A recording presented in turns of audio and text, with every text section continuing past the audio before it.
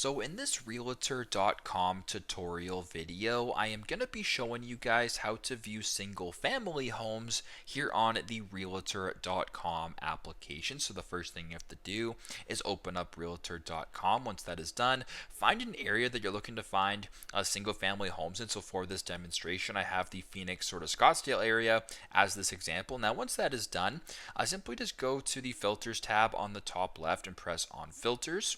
Once you're here under property type, press on any to open up this second option. Now, as you can tell, everything that's checked off in green is what's showing up on the search. But if you're only looking for single family homes for this example, you can uncheck every single thing and keep single family homes, then press on apply. And once that is done, now only single family homes that are being listed will be showing up here on your map and in the search. So super simple, super straightforward, but this is how to view single family homes here on the realtor.com application. Thanks again for watching, and hope this video helps.